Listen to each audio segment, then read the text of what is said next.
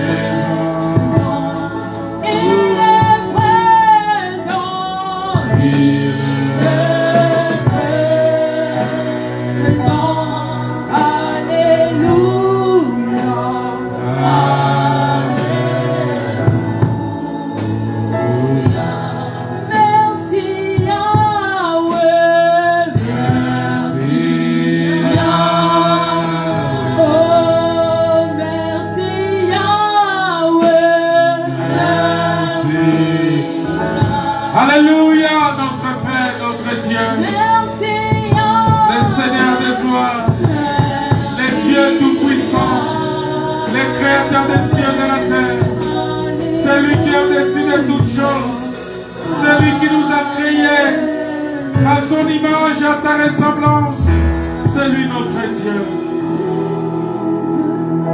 Il est puissant.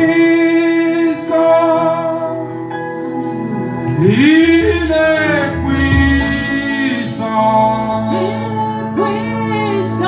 Il est puissant.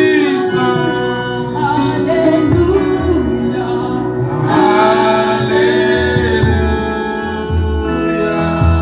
Il est Alléluia.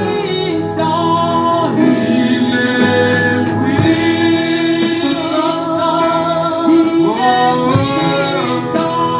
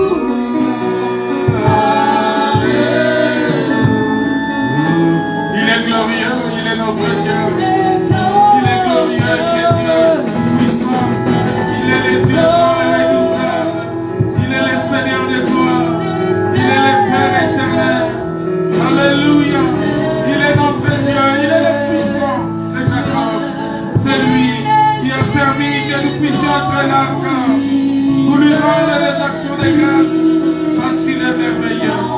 Il est merveilleux, il est puissant, il est grand, il est redoutable, c'est Dieu. Nous lui rendons des actions de grâce, nous le bénissons pour son amour, sa bonté et sa fidélité. Alléluia, c'est Dieu puissant, c'est Dieu redoutable. Alléluia, merci Seigneur, merci Jésus, merci éternel des armées. Alléluia. Que son nom soit exalté. Merci Saint-Esprit. Merci Saint-Esprit de Dieu. Alléluia. J'aimerais que tu acclames le Seigneur. J'aimerais que tu acclames Jésus. J'aimerais que tu l'acclames très fort. Que tu proclames qu'il est Dieu. Que tu proclames qu'il est Seigneur. Que tu proclames qu'il est grand. Qu'il est redoutable. Qu'il est le Seigneur Dieu de toute éternité. Que c'est lui ton Père. C'est lui ton Dieu. C'est lui ton Créateur. Alléluia. Merci Saint-Esprit. Merci pour tout ce que tu es. Merci pour tout ce que tu fais. Au nom de Jésus, notre Seigneur, notre Sauveur. Nous pouvons dire gloire et louange à toi, Seigneur Jésus. Merci. Que Dieu vous bénisse. Je dis shalom à tout le monde. Vous savez ce que c'est shalom? Shalom, ça veut dire quoi, shalom? La paix. La paix? Oui. Mais vous savez pourquoi on dit shalom? Parce que Jésus a dit que si vous arrivez quelque part, s'il y a un enfant de la paix, hein, il faut d'abord trouver un enfant de la paix. Est-ce que toi tu es un enfant de la paix? Hein? Est-ce qu'il y a un enfant de la paix ici? Parce que c'est là où on dit shalom, c'est là où il y a un enfant de la paix. Alors, quel est l'enfant de la paix que nous avons? C'est qui? C'est Jésus. Pourquoi on dit qu'il est l'enfant de la paix? Parce que la Bible dit, la parole de Dieu dit clairement qu'il est le prince de la paix. Et la Bible dit, 2 ou 3 réunis à mon nom, je suis au milieu d'eux. Ça dit que si nous sommes réunis là, au nom de Jésus-Christ, et comme c'est lui le prince de la paix, il est avec nous. Amen. Et à ce moment-là, je peux dire, paix avec vous. Shalom. Et j'aimerais vraiment que tu reçoives ces shalom-là. Ma soeur, est-ce que tu reçois les shalom?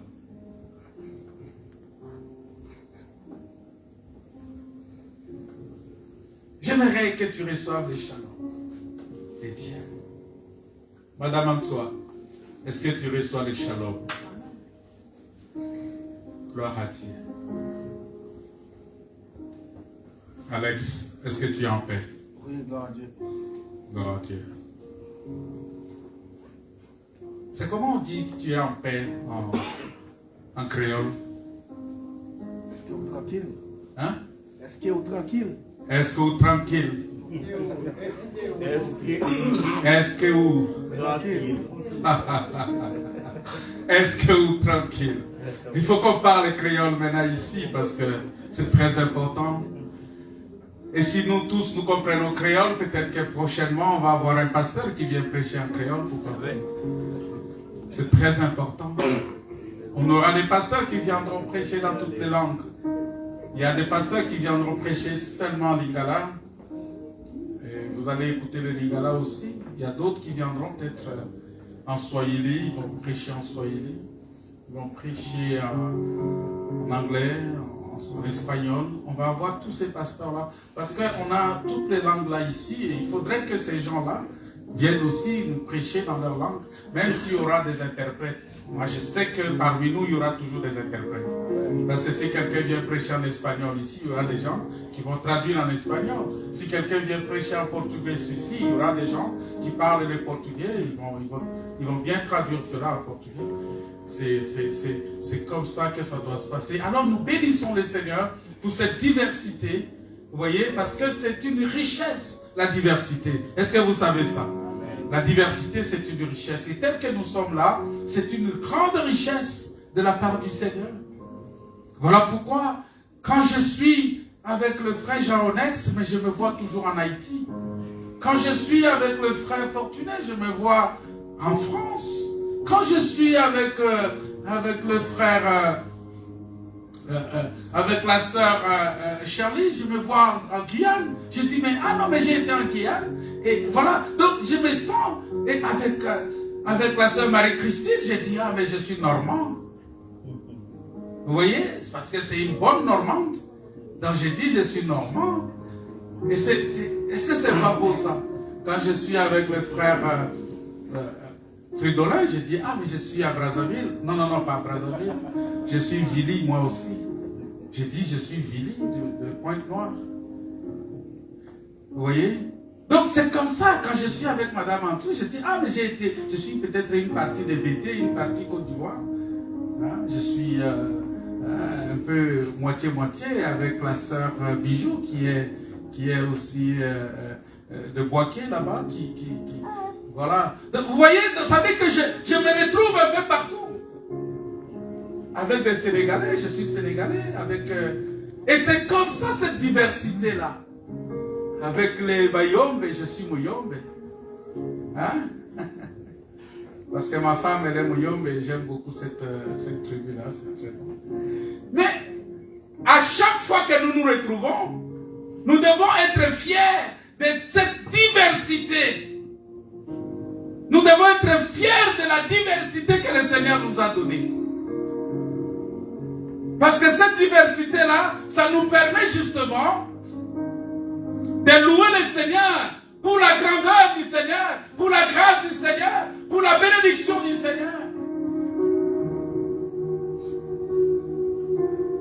C'est très important. Et c'est pourquoi, tel que tu es là, ton vrai frère, ta vraie sœur, c'est celui qui est à côté de toi. Amen. Ton vrai frère, ta vraie sœur, c'est celui ou celle qui est à côté de toi. Et j'aimerais que tu comprennes cela. Parce que tel que nous sommes là, je n'ai pas d'autres frères ici à moi que vous. Est-ce que vous savez ça? Non, frère comme ça, je n'ai pas d'autres frères ici, à part vous. Et je suis sérieux, c'est ce que je vous dis. Doloka n'a pas d'autres frères ici, il n'a pas une famille ici, à part vous.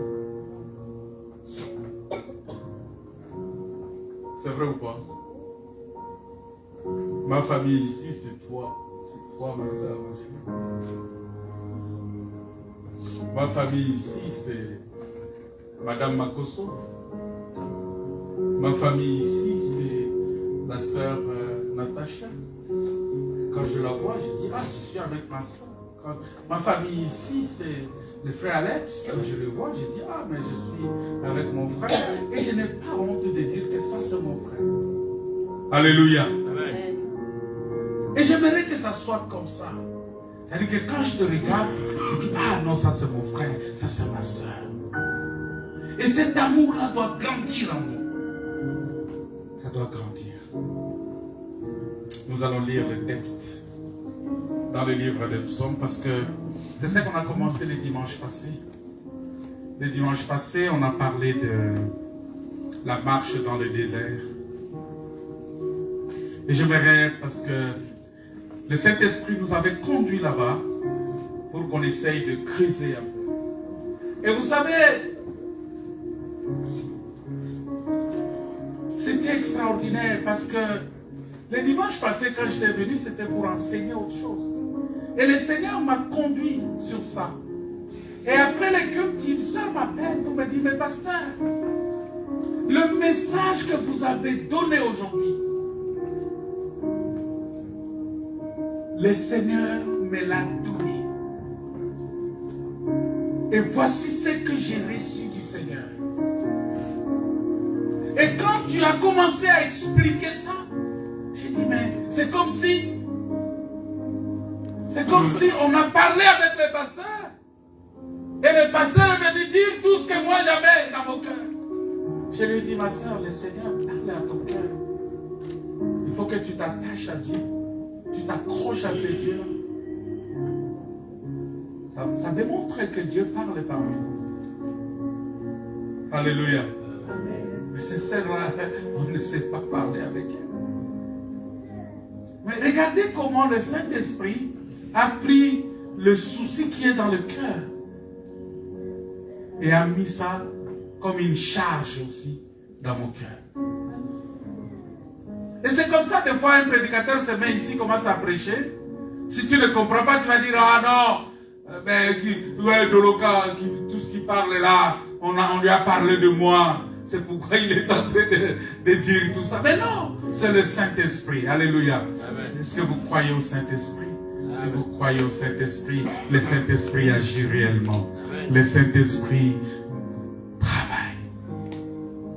Voilà pourquoi il est important pour nous de reconnaître la grâce, la grandeur de Dieu. Est-ce qu'on peut acclamer le Seigneur?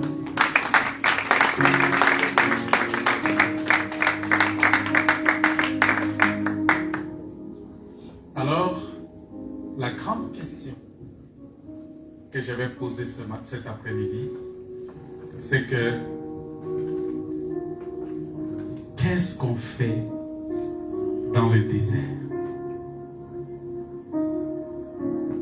Parce que je vous avais expliqué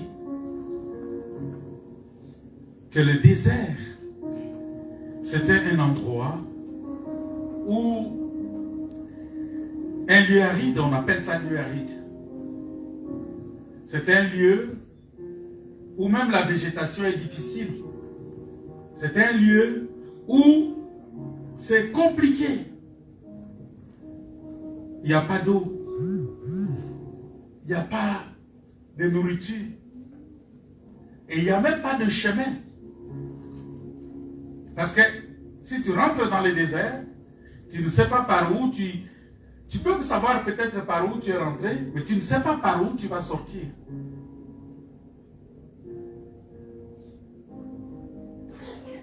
Et comme je l'avais dit, que quand tu rentres dans un désert, dans un lieu qu'on appelle désert,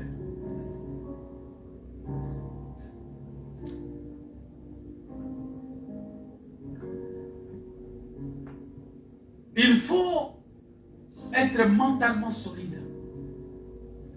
Parce qu'il n'y a pas de magasin dans les déserts, il n'y a pas de boutique dans les déserts. Il n'y a pas de supermarché dans les déserts. Triangle n'existe pas dans les déserts. Carrefour n'existe pas dans les déserts. Super U n'existe pas. Auchan n'est pas dans les déserts. C'est-à-dire que tu dois faire la provision. Alors, les tonnes de provisions que tu dois faire, parce que tu ne sais pas combien de temps ça va te prendre dans le désert. Parce que si ça finit, où est-ce que tu vas aller t'approvisionner? Il n'y a pas de carrefour. On ne fait pas des courses dans les déserts. Qu'est-ce que tu vas faire, ma soeur? Tu vas te dire, mais c'est comme si je suis au Guadeloupe là, mais non, mais Guadeloupe, il y a des carrefours partout. Il y a des magasins partout.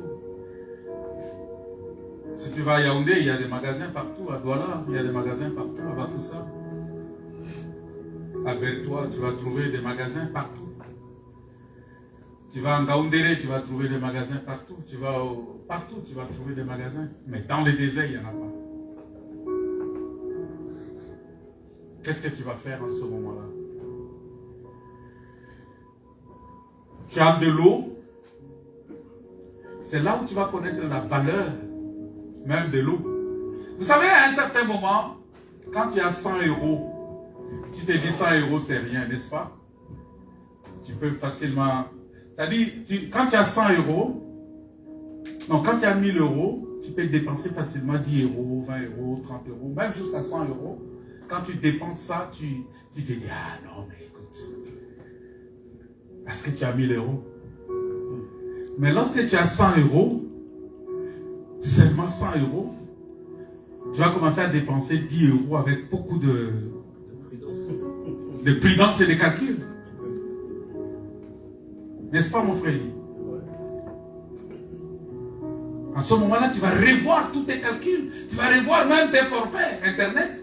Avant, tu pouvais te permettre de prendre un forfait qui te coûte même 80 €. Tu te dis, ben, je gagne quand même suffisamment bien, je vais payer.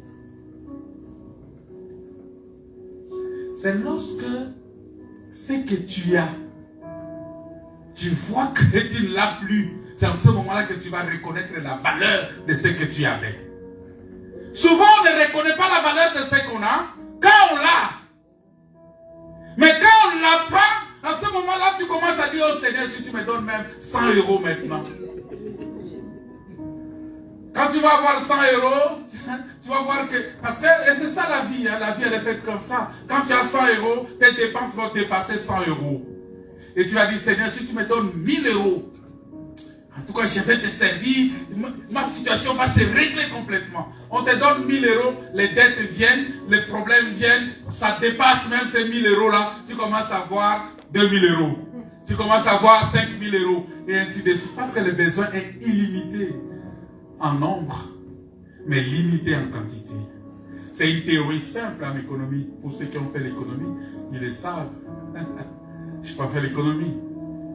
Mais c'est des notions élémentaires en économie.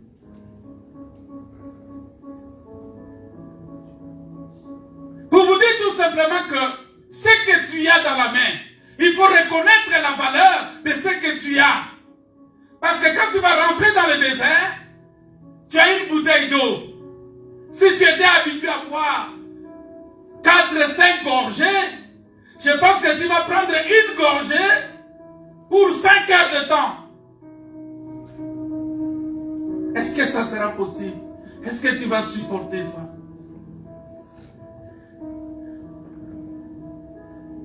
Je disais à mon garçon, parce qu'il m'a rendu la tâche facile, il m'a dit, papa, on n'achète plus de l'eau. Chez moi, je n'achète plus de l'eau.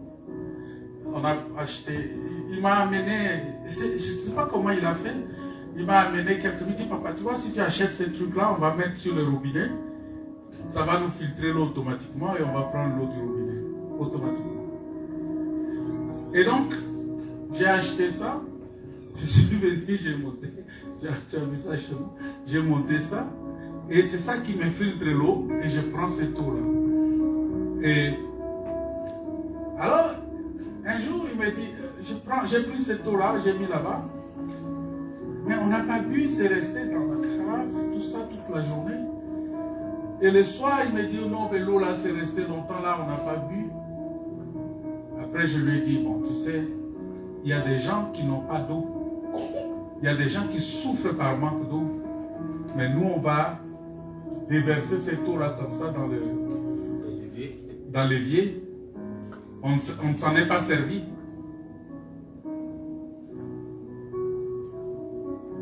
Il y a des gens qui jettent la nourriture ici. Il a un frigo plein de choses qu'il est incapable de manger. Et il finit par jeter. Mais si on t'amène là où les gens souffrent pour avoir même un pain, tu vas pleurer. Voilà pourquoi je dis, ce que tu as. Est-ce que tu sais prendre tu connais la valeur de ce que tu as? C'est-à-dire, pour entrer dans le désert, il faut être en mesure de se faire des provisions. Tu fais énormément de provisions, et ces provisions-là te permettent. Tu es rassuré au moins, quand tu marches, tu es au moins sûr, parce que tu as un sac à dos. Vous savez pourquoi les gens portent des sacs à dos? Parce que dans les sacs à dos, il y a beaucoup de choses. Des provisions, tu as des pains, tu as des biscuits. Il y a certains biscuits, quand tu manges, ça peut te couper la faim. Hein? Peut-être même pour toute la journée, même pour 24 heures, ça te coupe la faim. Et tu as ça dans les sacs à dos, et tu marches, un peu fatigué, tu prends un morceau simplement, tu manges, tu bois une gorgée d'eau, tu avances. La vie dans le désert. Pourquoi je vous raconte tout ça? Pour vous dire tout simplement que la vie dans le désert, ce n'est pas une vie facile. Mais le désert aujourd'hui, c'est quoi? Parce que nous avons toujours tendance à présenter le désert comme un lieu qui est très très mauvais, un lieu difficile. Oui, c'est difficile, oui. Mais je vais vous dire aujourd'hui que l'assemblée là où nous sommes là, c'est aussi le désert. Pourquoi? Parce que quand nous étions dans le monde, c'est considéré comme on était en Égypte. On n'avait pas le Seigneur, on ne connaissait pas le Seigneur. Et quand Moïse arrive, c'est comme le Seigneur Jésus-Christ est arrivé, mais avec un agneau immolé, qui est la mort de Jésus-Christ sur la croix. Est-ce que vous comprenez ça? Ça au moins c'est facile à comprendre. La mort de Jésus sur la croix, c'est considéré comme l'agneau qui a été immolé et qui nous sort de l'Égypte. Ça ordonne notre sortie et nous quittons l'Égypte. C'est ça la sortie du monde. Ça veut dire que tu quittes le monde. Mais quand tu quittes le monde, le Seigneur te met où? En attendant d'entrer dans la terre promise. Il te place où? Il te place ici dans l'assemblée. Pourquoi dans l'assemblée? C'est là où nous allons voir maintenant. Pourquoi nous venons dans les déserts? Nous venons dans les déserts, bien-aimés. Parce que le Seigneur a quelque chose. C'est un lieu. Parce que le désert, c'est un lieu qui est à part. C'est un lieu qui est mis à part. C'est un lieu qui n'est pas ordinaire comme tous les autres lieux. C'est un lieu séparé. C'est une terre qui est éloignée.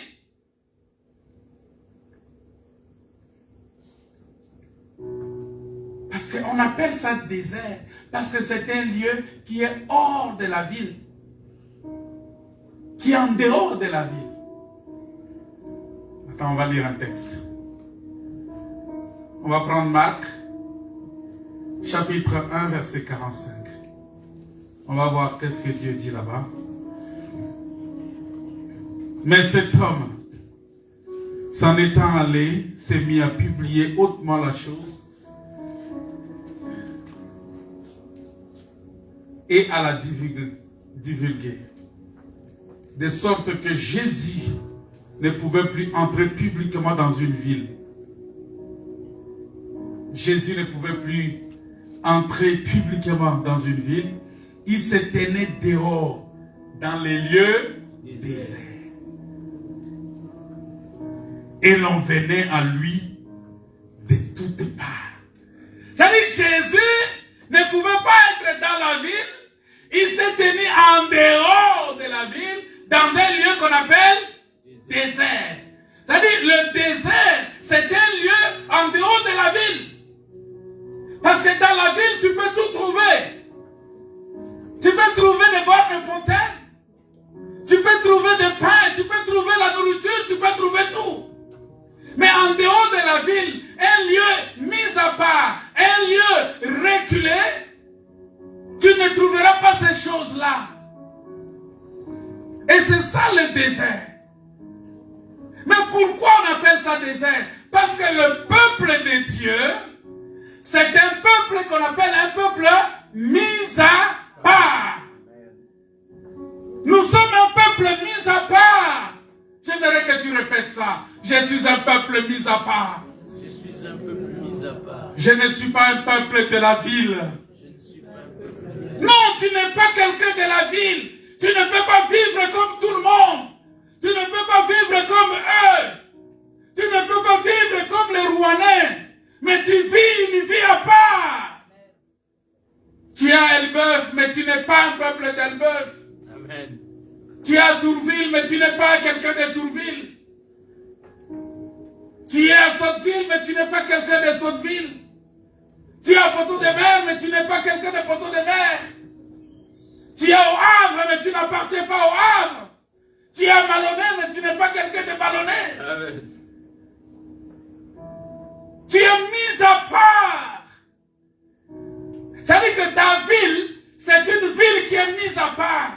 Et la Bible dit que Jésus s'était retiré là, dans ces lieux qu'on appelle désert, mais les gens venaient de toutes parts. vers lui. C'est-à-dire les gens quittaient la ville, ils quittaient les villes pour aller vers le Seigneur qui était dans le désert. Pourquoi? Parce qu'eux aussi voulaient être mis à part. Voilà pourquoi nous ne pouvons pas avoir les habitudes, des habitudes des gens de la ville. Voilà pourquoi je m'amuse souvent à vous dire que je suis le fils d'un paysan. C'est profond ce que je dis souvent, que je suis le fils d'un paysan. Ça veut dire que moi je suis un villageois. Je suis quelqu'un... Hein, je ne suis pas habitué à la ville. Aux habitudes de la ville, je ne connais pas. Apprenez-moi s'il vous plaît. Mais je ne veux pas aussi apprendre ça.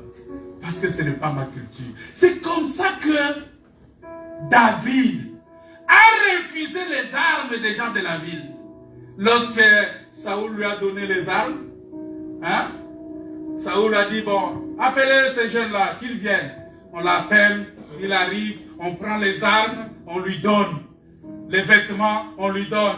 Il a porté, il dit, non, non, non, ça c'est le vêtement des gens de la ville. Je ne suis pas accoutumé. Je ne suis pas habitué à porter les vêtements des gens de la ville. Il s'est dépouillé de ses vêtements.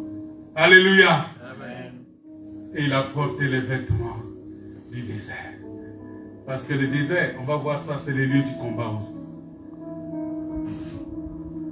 C'est un lieu qui est mis à part. C'est-à-dire l'assemblée, l'église. La Bible dit l'église, c'est en grec, en grec, ça veut dire ecclésia. Ecclésia, en latin, c'est ekkaleo. Ça veut dire tout simplement que tu es appelé hors d'eux. Alors Israël, pourquoi Dieu a amené Israël dans le désert? Parce que Israël aussi était un peuple appelé hors d'Égypte. C'est-à-dire que Dieu l'a sorti de l'Égypte. Il devrait être un peuple mis à part. Nous aussi, nous sommes des peuples mis à part. Mis à part pourquoi? Pour Dieu. C'est-à-dire, nous appartenons maintenant à Dieu. Dieu nous a mis à part pour lui. J'aimerais vraiment que tu comprennes ça. C'est très important. Et c'est ça le désert. Un lieu mis à part.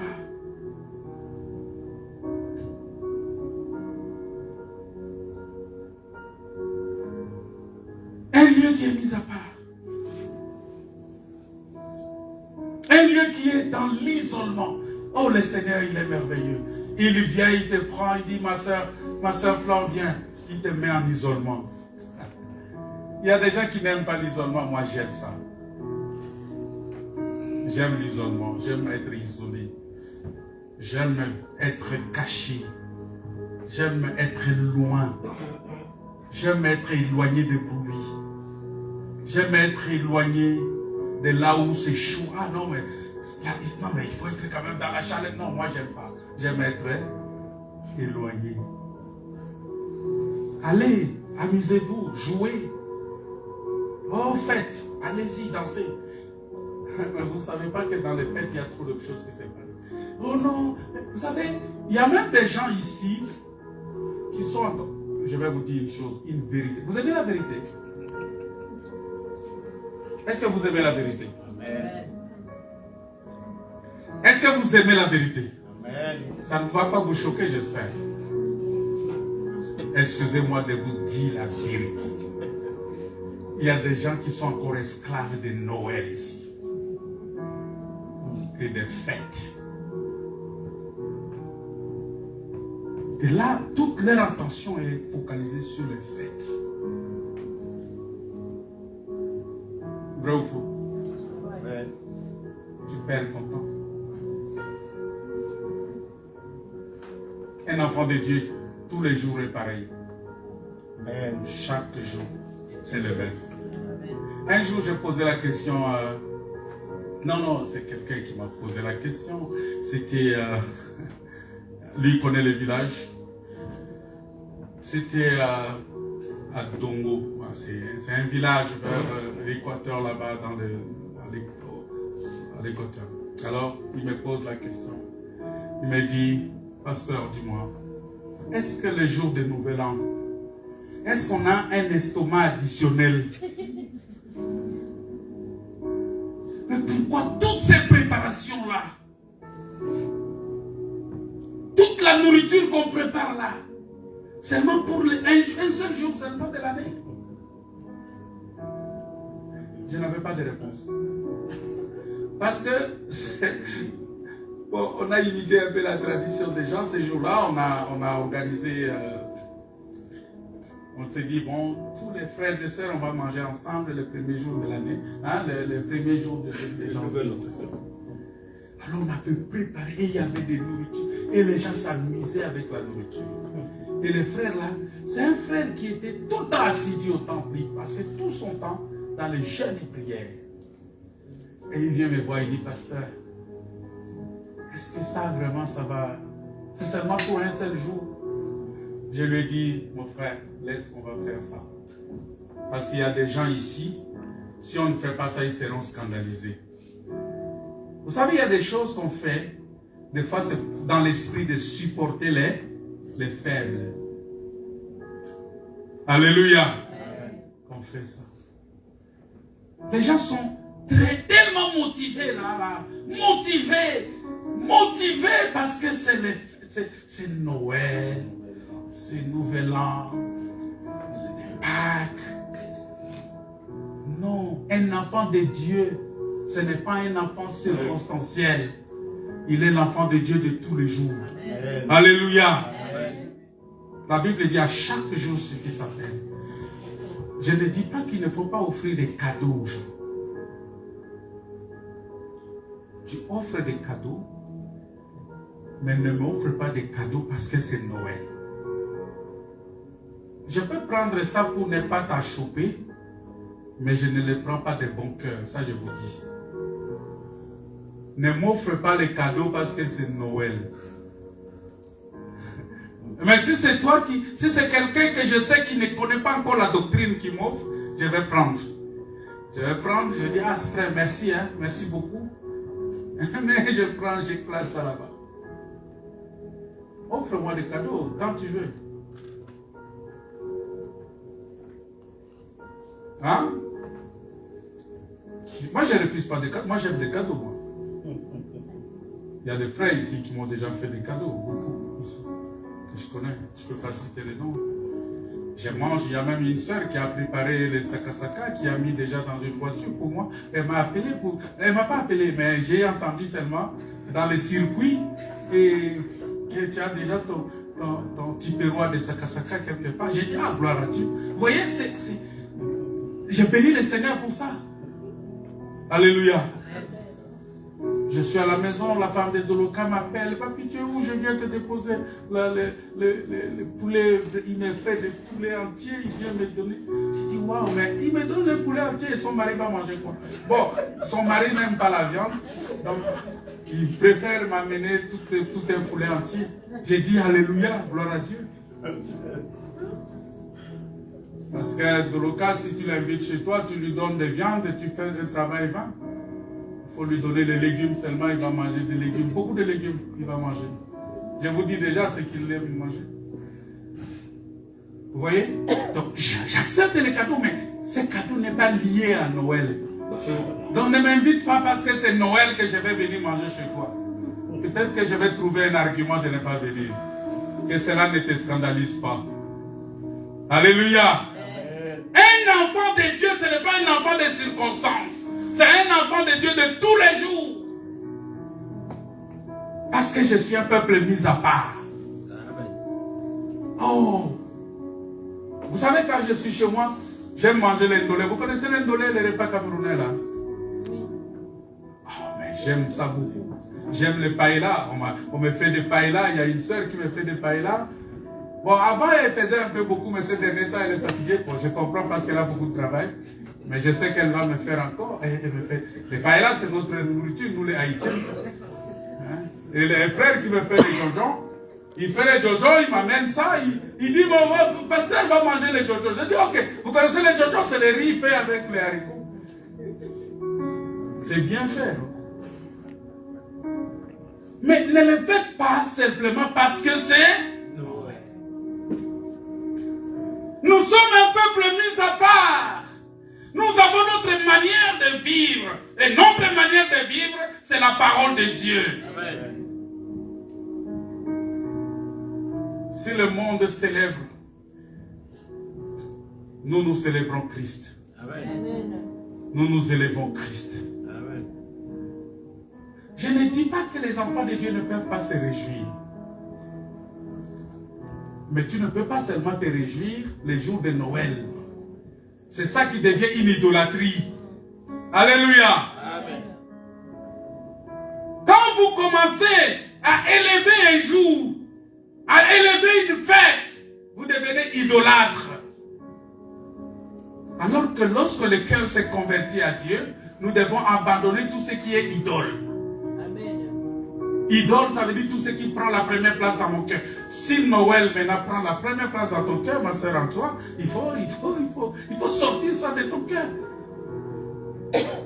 Je sais que ce n'est pas facile avec les enfants, on a des enfants. Les enfants aiment les cadeaux.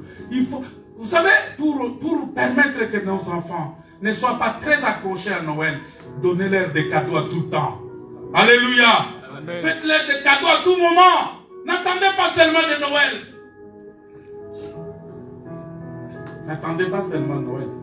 Faites des cadeaux à Moïse. Faites-lui des cadeaux, beaucoup de cadeaux. Et je vais lui dire d'ailleurs, j'ai dit Moïse, j'ai prêché là-bas que tes parents doivent te faire des cadeaux à tout temps. Alors s'il n'y a pas de cadeaux, viens me dire. Comme ça, je vais... Et surtout, lui, il va me dire sans problème, Moïse. Je vais dire à Grégoire aussi, que tes parents te donnent des cadeaux tout le temps. Pas seulement le Noël. C'était une parenthèse.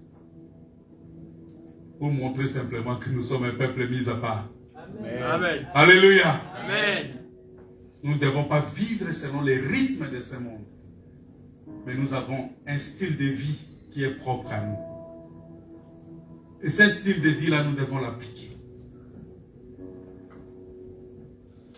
Parce que vous comprendrez, bien-aimés, comme j'avais dit que Israël est un peuple mis à part, nous aussi, Église, nous sommes un peuple Mis à part. mis à part, Amen. appelé hors du monde. Hors du monde. Alex, tu m'entends? Nous devons vivre en dehors du monde. Voilà pourquoi j'enseigne souvent aux jeunes. Si les jeunes portent des pantalons qui descendent jusqu'ici, mais nous, nos jeunes, nos enfants, ne peuvent pas porter des pantalons qui descendent jusque-là. Parce que nos enfants sont appelés à vivre hors du Monde. Amen. Si les enfants du monde ont des cheveux comme ça avec des locks partout, mais nos enfants doivent avoir des cheveux bien arrangés. Amen. Bien pointé. Parce que nous sommes un peuple appelé à vivre hors du monde. C'est difficile des fois, c'est compliqué. Vous savez, le monde a tellement d'influence aujourd'hui que si on ne fait pas attention, tu risques de te dresser en opposition avec l'enfant et ça peut révéler aussi l'enfant. Mais il faut savoir trouver le juste milieu. Le juste milieu, c'est quoi? Amener l'enfant sur la voie qu'il doit suivre, la parole de Dieu. S'il est attaché à la parole de Dieu, il va comprendre facilement. Facilement, il va comprendre. Le désert. Le désert, c'est un lieu, comme j'avais dit, c'est un lieu mis à part. Mais comprenez que le désert, c'est un lieu d'enseignement. C'est un lieu où on vient pour... C'est pourquoi Dieu nous envoie dans les déserts. Il a envoyé Israël dans le désert. Israël qui devrait faire seulement 4 jours pour arriver à Canaan. Mais Dieu l'a ramené dans le désert. Parce que Dieu savait que si Israël fait 4 jours, Israël c'est un peuple au courette. Un peuple difficile. Arriver à Canaan, non, ça ne va pas marcher. Qu'est-ce que Dieu fait? Il dit, bon, allez, revenez dans le désert. Je dois d'abord vous enseigner comment vous devez vous conduire. Et là, ça lui a pris 40 ans pour enseigner Israël.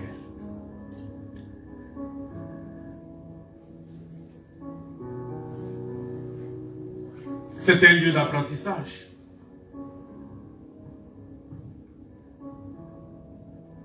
C'est un lieu où on apprend à combattre. C'est un lieu où on apprend tout. Tout s'apprend dans le désert. Voilà pourquoi je disais que si tu dois entrer dans le désert, il faut avoir une source d'approvisionnement. Il faut avoir quelque chose qui te produit quelque chose. Parce que là-bas, il n'y aura pas de magasin, il n'y aura pas... Alors il faut avoir une source. Et notre source d'approvisionnement, c'est les rochers. Amen. Et Israël avait les rochers. Vous lisez dans 1 Corinthiens chapitre 10, on dit, les rochers marchaient avec Israël. Et c'est les rochers qui donnaient de l'eau à Israël. C'est pourquoi Israël n'avait pas de bidons, des bouteilles d'eau, des jerrycans. Israël n'avait pas ça dans le désert. Parce que à chaque fois qu'ils avaient besoin de l'eau, ils allaient chez Moïse. Ils disaient, Moïse, nous avons besoin de l'eau. Allez, Moïse parlait au rocher. Et les rochers leur sortaient de l'eau. Quelle grâce. Et notre rocher, c'est Jésus-Christ. Voilà pourquoi tu dois avoir Jésus avec toi. C'est lui la source d'approvisionnement. C'est lui qui pourvoit tes besoins. Amen. Quand tu es dans le désert, quand tu traverses des moments difficiles, recours au Seigneur Jésus. Recours à lui. Fais recours à lui. Dis-lui, Seigneur, viens-moi au secours. Et il viendra à ton secours. Amen. Il te donnera ce que ton cœur désire. Amen. Il te bénira. Il te bénira parce qu'il est ton Dieu. Je vais chercher un texte là. Je ne sais pas si je vais le trouver. La Bible dit ceci. Parce que quand je dis que le désert c'est un lieu d'apprentissage, parce que c'est un lieu qui te permet, qui a permis même à Israël de connaître Dieu, de connaître Elohim. Tel que nous sommes là, c'est l'enseignement que nous écoutons qui nous permet de connaître Dieu. Mais aussi des situations que nous rencontrons. Parce que si tu ne rencontres pas des situations difficiles, tu ne sauras pas apprendre des leçons. À chaque épreuve de la vie, à chaque difficulté de la vie, ça te donne un enseignement qui te permet de connaître encore Dieu davantage. Amen. C'est pourquoi il ne faut pas refuser les problèmes, il ne faut pas refuser les difficultés, il ne faut pas refuser la souffrance. Il faut les accepter au nom de Jésus. Seigneur, c'est toi qui as permis ça, ok. Mais quelle leçon, qu'est-ce que tu veux que j'apprenne dans ça?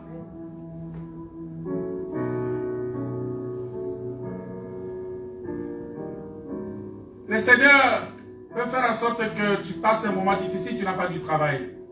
Mais pose-toi la question, quand tu avais le travail, qu'est-ce que tu faisais de ton argent?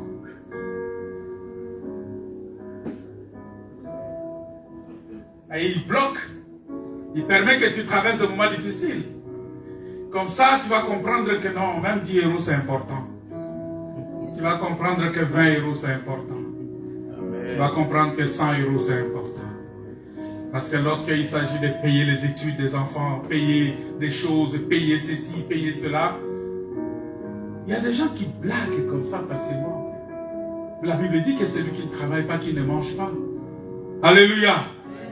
Mais quand le Seigneur te donne l'occasion, qu'est-ce que tu fais? Il y a des frères et sœurs ici qui n'ont même pas d'épargne. Non, il faut faire des épargnes quand même.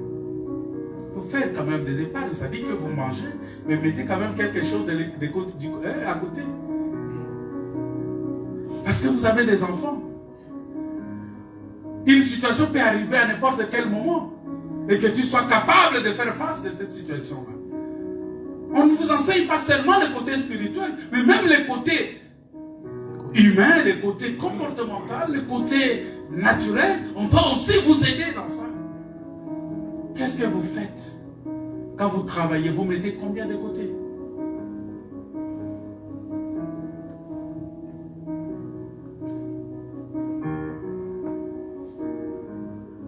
Mon garçon, je vais vous dire ça, excusez-moi de parler, parce que c'est un témoignage que j'ai. Je n'ai pas d'autres témoignages, je n'ai pas les témoignages de frère Jean Renex en la matière, mais les témoignages de mon garçon, je peux vous donner. Sa maman lui a enseigné ces choses. Et bon, des fois, ça lui arrive de recevoir un peu de sous, tout ça. Les gens lui donnent, hein, ou nous-mêmes, ses parents, on lui donne de sous, des fois.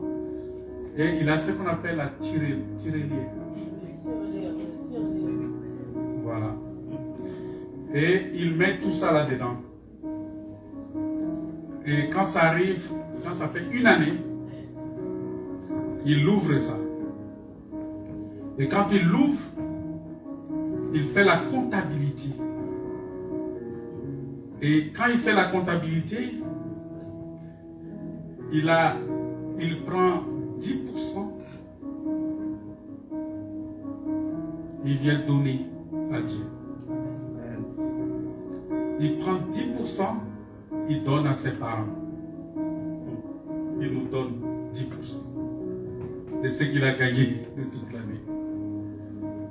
Il prend 30% pour lui-même, pour ses besoins, pour acheter ses choses. Il a besoin de s'acheter des choses. Et les 50%, il dit, bon papa, est-ce que je ne peux pas mettre sur mon compte? Et il met dans son compte. Même si c'est 100 € qu'il a eu, même si c'est 50 €, il va répartir ça comme ça. Quand tu gagnes les salaires à la fin du mois, comment tu gères ça? Tu dois faire un état des lieux. Tu as des factures qui sont classiques. Et tu sais que j'ai des factures classiques à payer. Tu payes tes factures. D'accord? Après, tu as les dépenses de la maison qui sont classiques. Que tu sais que tu dois les faire. C'est-à-dire les courses, les carburants, toutes ces choses-là que tu sais que tu dois avoir. Maintenant, tu dois savoir que il y a une partie que tu dois garder, que tu ne vas pas toucher. Tu vas garder ça pour des projets. Attendre Jésus-Christ des cieux, attendre l'enlèvement ne nous empêche pas d'avoir des projets tant que nous vivons encore sur la terre. Amen. Ça ne nous empêche pas. Vous savez, dans les années 82, 83, quand ces choses, le vent de cet évangile a commencé à brûler dans nos cœurs, on a beaucoup d'amis avec qui on était, qui ont abandonné même les études. Parce qu'on disait, oh Jésus revient bientôt. Mais depuis 82 qu'on a reçu cet évangile, 1982 j'ai reçu cet évangile, jusqu'aujourd'hui, on continue toujours à attendre le retour de Jésus. Tu n'étais pas encore né, peut-être certains ici. On a commencé à attendre le retour de Jésus-Christ. J'ai commencé à prêcher, établi dans le ministère en 1985. On enseignait toujours Jésus revient bientôt.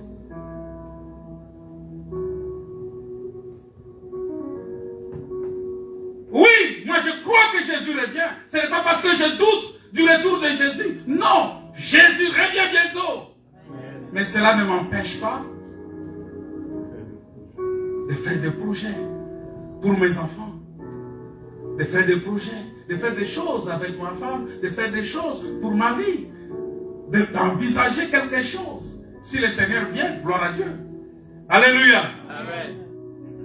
Ça ne m'empêche pas de manger. Et ça, c'est un conseil que je vous donne. C'est très important. Vous savez, on a tendance à nous dire, ah non, ils sont toujours spirituels, spirituels, spirituels. Mais non! En attendant que Jésus revienne, on mange. On doit se vêtir. Voilà pourquoi j'exhorte les frères à travailler. Alléluia. Amen. Celui qui ne travaille pas, qui ne mange pas. Et le désert, c'est un lieu d'apprentissage. On doit nous apprendre toutes ces choses-là.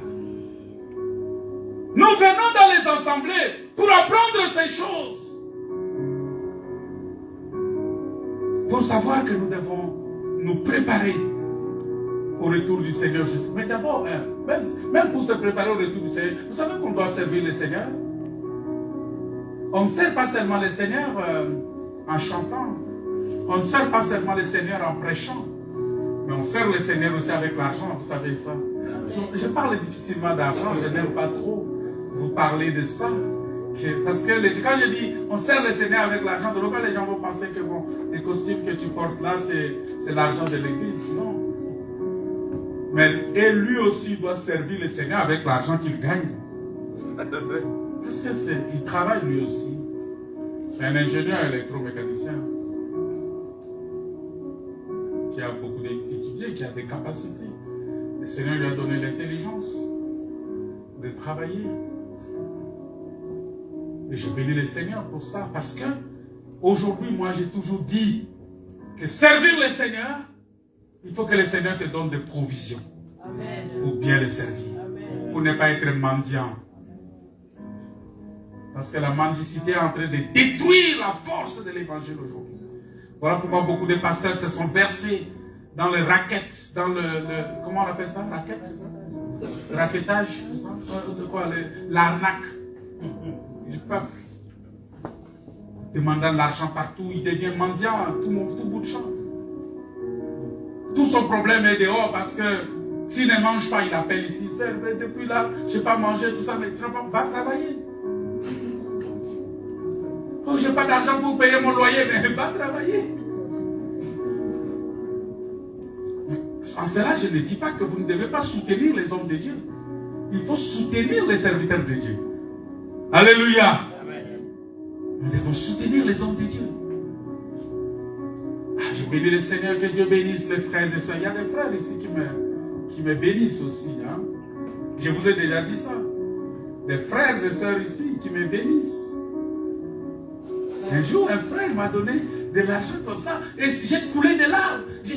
J'ai pleuré. J'ai dit, Seigneur, un frère m'a donné de l'argent. J'ai dit, j'ai dit, merci Seigneur. Alléluia. Ça ne veut pas dire que je ne suis pas en manque. Je suis en manque aussi. Ça m'arrive de manquer aussi. Mais quand un frère me donne, je ne refuse pas. Mais je ne peux pas être complètement en charge. Paul a dit dans Actes des Apôtres que quand j'étais chez vous, je n'ai pas été en charge de vous, votre charge entièrement. J'ai travaillé de mes propres mains pour subvenir à mes besoins. Nous devons nous aider les uns les autres. Il faut regarder ton frère. Regarder ta soeur. Tu peux, tel que nous sommes là, la soeur Natacha, tu peux dire, ah bon, frère Fortuné, il est où? Frère Fortuné, il est là. Frère Fortuné, viens. Je peux venir avec toi? Tu viens, tu montes dans sa voiture. Vous arrivez quelque part, il y a la station carburant. Il dit, bon, je vais vous mettre du carburant. Un frère de l'église, mais tu lui mets du carburant. Tu peux monter un jour comme ça, la sœur Angéline dit, il vient, il voit le frère de Loka, il dit, ah, frère de Loka, est-ce que tu peux m'aider? Je vais aller quelque part.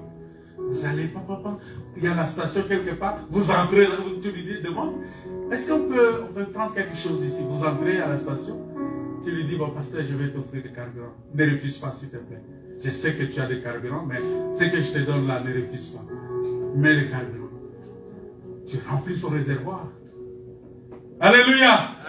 C'est ça l'œuvre de Dieu. C'est ça, servir le Seigneur.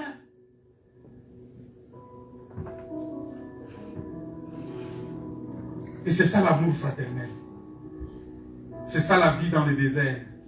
Voilà pourquoi dans le désert, lorsque la manne tombait, on ramassait.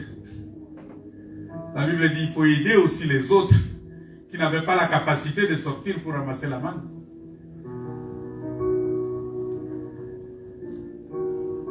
Qu'est-ce que la parole de Dieu nous dit?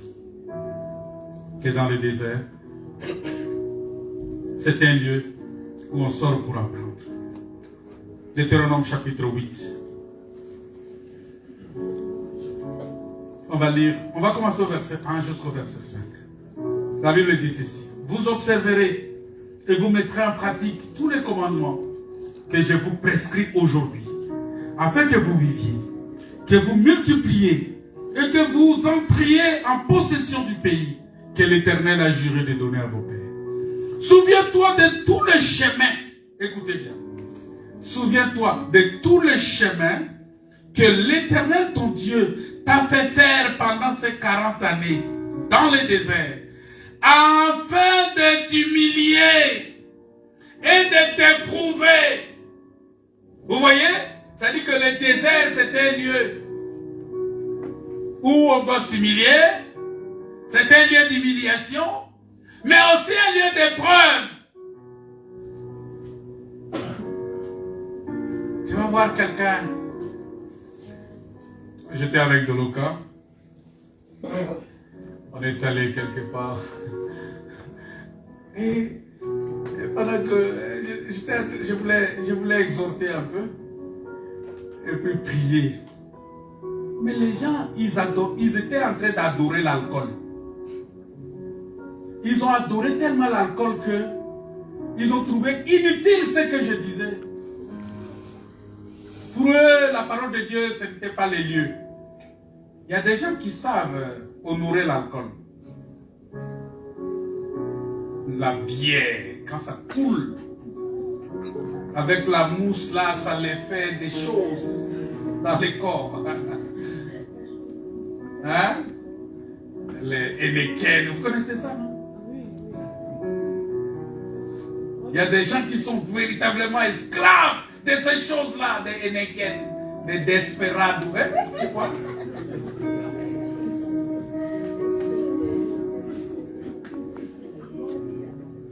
Boivent ça comme pas possible. C'est-à-dire que lorsqu'il s'agit vraiment de boire ces choses-là, les Heineken, les Desperados, ils sont vraiment très, très, très chauds. Non, mes frères et sœurs, il faut faire attention dans le désert. Il faut faire très attention parce que c'est un lieu d'épreuve. C'est un lieu d'épreuve. Il dit que tu es allé là-bas dans le désert pour être éprouvé. Mais aussi pour savoir quelles étaient les dispositions de ton cœur. C'est-à-dire le Seigneur t'amène ici pour connaître les dispositions de ton cœur et pour voir aussi si tu garderais ou non ces commandements. Vous savez, il y a des fois des moments difficiles que nous traversons. Le Seigneur le permet pour voir si réellement tu es capable de suivre sa parole ou pas. Il y a des gens qui fuient les cultes comme ça à cause de ces choses. Et c'est normal. Parce que le Seigneur veut simplement voir ton cœur, l'attitude de ton cœur. Est-ce que tu es prêt à supporter cet enseignement? Est-ce que tu es prêt à supporter cette prédication? Il y a des gens qui ne supportent pas les prédications dures ici. Ah, c'est pas... Facilement comme ça, il fuit l'église, il fuit les cultes, l'assemblée. Il ne va plus venir, il va dire, ah, le pasteur là, vraiment, il prêche trop fort. On ne va pas aller là-bas. Il faut toujours continuer à venir. Ma soeur, tu m'entends? Parce que ton salut en dépend. Il faut venir. Le verset 4 dit ceci. Il t'a humilié dans le désert. Il t'a fait souffrir de faim dans le désert. Il t'a nourri de la manne que tu ne connaissais pas et que n'avais pas comme tes pères, n'avais pas connu tes pères, afin de t'apprendre que l'homme ne vit pas de pain seulement, mais que l'homme vit de tout ce qui sort de la bouche de l'Éternel. Ton vêtement ne s'est point usé sur toi, et ton pied ne s'est point enflé pendant ces 40 années. Reconnais en ton cœur que l'Éternel, ton Dieu, te châtie comme un homme châtie son enfant. Tu observeras les commandements de l'Éternel, ton Dieu, pour marcher dans ses voies et pour les craindre. Voilà le but du désert. C'est ça, c'est les lieux d'épreuve, c'est les lieux d'enseignement. Voilà pourquoi Christ, quand il est venu, il ne nous a pas ôtés du monde directement. Il a dit, Père,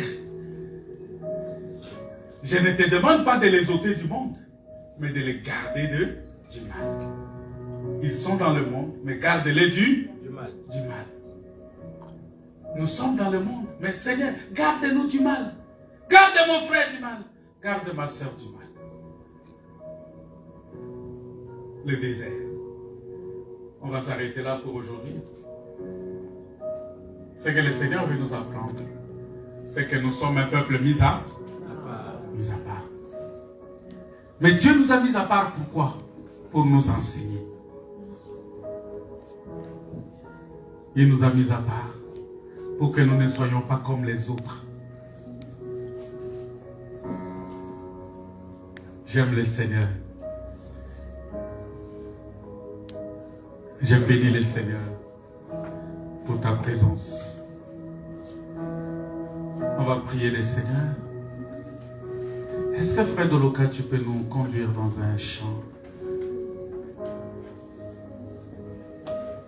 Un chant qu'on va chanter avec toi.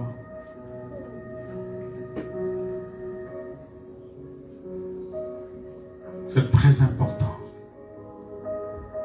J'aimerais que tu recommandes ton sort à l'Éternel. Quelle que soit la situation que tu traverses, tu ne resteras pas dans cette situation-là.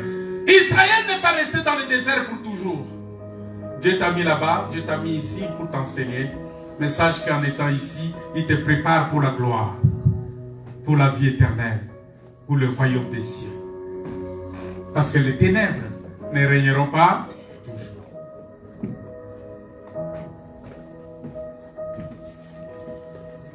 Tu rentreras. Tu vivras dans la gloire.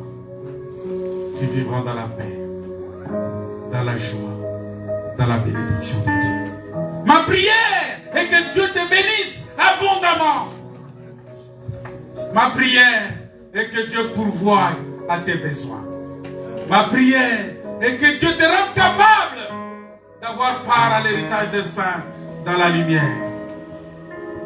Ma prière est que le Saint-Esprit te conduise.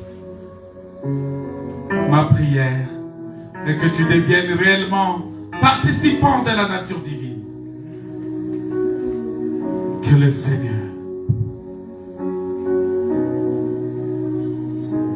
Seigneur puisse se glorifier dans ton cœur, dans ta vie, dans tout ce que tu fais. Que le Seigneur puisse se glorifier en toi. Alléluia. Merci Seigneur. On va chanter un cantique et on va écouter, on va prier le Seigneur.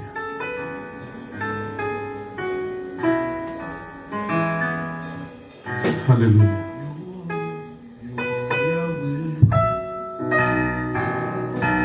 Alléluia. You are Yahweh. You are Yahweh. Hey, you are Yahweh. You are Yahweh.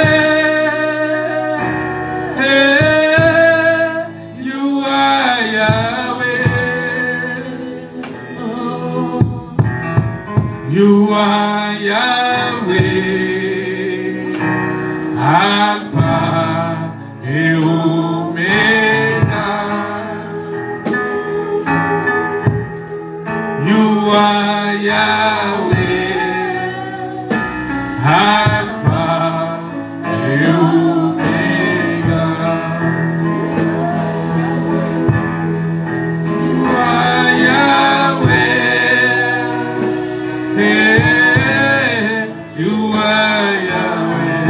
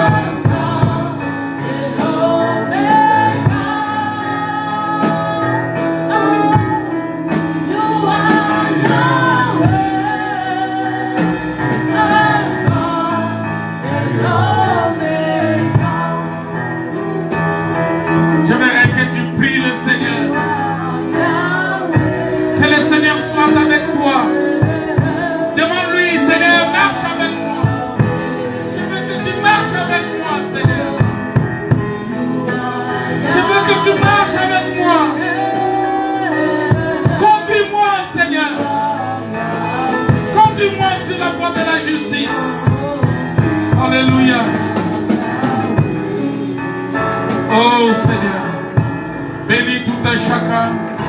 Bénis mon frère, ma soeur. Donne gloire à ton nom. Au nom de Jésus. Au nom de Jésus. Je vous demande d'acclamer le Seigneur. D'acclamer Jésus. De l'acclamer très fort. De l'acclamer très fort. Il est votre Dieu. Il est notre Seigneur. Il est le roi des rois. Il est le tout-puissant. Il est le créateur de toutes choses. C'est Dieu grand et redoutable. Alléluia. Acclamez le Seigneur. Merci. Merci Seigneur. Pour la bénédiction, pour la grâce, pour les saluts. Au nom de Jésus.